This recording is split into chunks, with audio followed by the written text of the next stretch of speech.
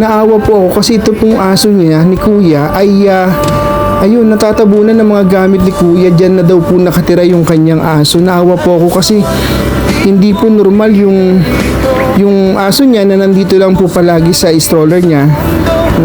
Magandang araw po. Meron po kaming hinintuan dito na si kuya na meron po siyang dalang stroller. So, ayan guys, ito po siya. At sa hindi ko po inaasahan guys, ay ito pong stroller na maliit na dala niya ay meron po palang aso.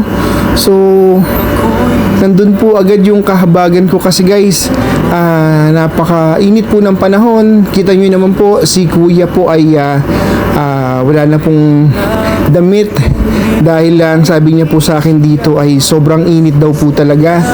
So binigyan ko po siya guys ng dalawang pagkain, tapos binalikan ko po ulit siya dahil dinagdagan ko po yung tubig na para sa kanya, pati yung aso niya ay mapainom niya po. Kasi ayun guys, na ano po ako, naawa po ako dahil ito pong aso niya ay dito po nakatira sa stroller niya, na yung stroller niya po ay talagang ginawa-gawa niya lang, pinagduktong-duktong niya para po ito umandar. Tapos guys, naawa po ako kasi ito pong aso niya ni kuya ay ayun, natatabunan ng mga gamit ni kuya. Diyan na daw po nakatira yung kanyang aso. Naawa po ako kasi hindi po normal yung aso niya na nandito lang po palagi sa stroller niya na ginawa. So alam nyo guys, ang cute ng aso niya at mukhang healthy naman po, pero ayun po, imbis po na alam niyo yun guys na nakakalakad ng maayos, ito pong aso niya ay hindi, nandito po sa loob ng stroller.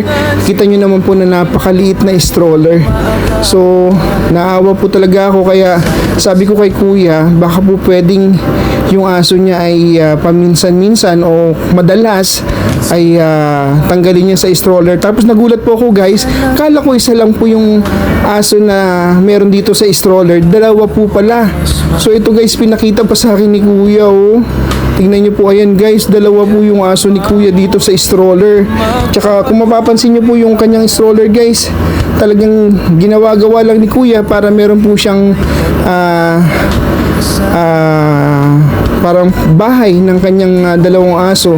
So bali nabanggit sa akin dito guys ni kuya, 4 daw po pala yung kanyang aso. Yung dalawa ay namatay daw po dahil may naglason.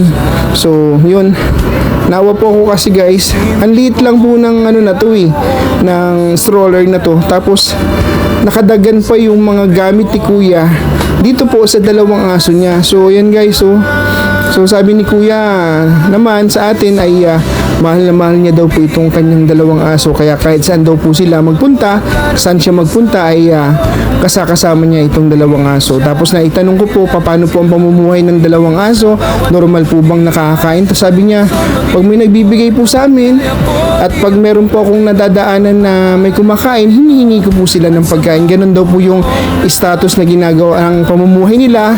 At yun, sabi naman din talaga ni kuya ay hindi niya daw po pinababayaan ng dalawang aso niya. At tingnan nyo naman guys, sira-sira na po yung gulong ng stroller na gamit ni kuya.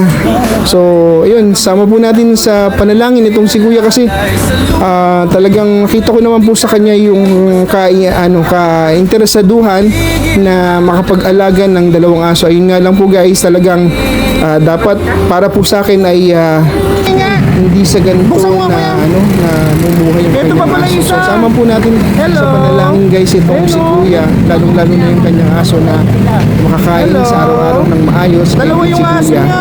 Sama po natin sila sa panalangin na sa mga madadaanan nila ay may mahabag pagkain ng dalawang aso at idamay na rin si kuya. Ano po? Anong pangalan nito kuya? Ito si Angel. Si Angel. Ito naman si Robin. Ito yung nilason? Hindi, yung nilason na yun, hindi ko na Ito yung isa. Anong pangalan nito? Ito si Robin. Oh, si Angel tapos si Robin guys. Yung dalawang aso ni kuya nasa wheelchair lang guys, oh. Oh. Kawawa naman. Na ko yung survive ko talaga, hindi ko na yung survive Kawawa naman. Kuya, ingatan mo sila ha. Ingatan mo sila kasi kawawa naman sila. Okay? guys, tutuloy na po kami. Tingnan nyo, oh. Nasa wheelchair lang yung aso ni kuya. Ito, oh. Sa tao eh. Tapos ito yung isa. Hello, At si Angel. Angel. Oh. Oh guys, tapos kawawa naman kasi yung stroller ni kuya, oh. Sira-sira na. Sige kuya, ingat po kayo ha. God bless po. Pagkain mo yan ha. Ayun oh. Guys oh. Dalawang aso oh. Ayun yung isa. Ayan oh. Ito naman yung isa. Oh. Sige kuya, bye bye po.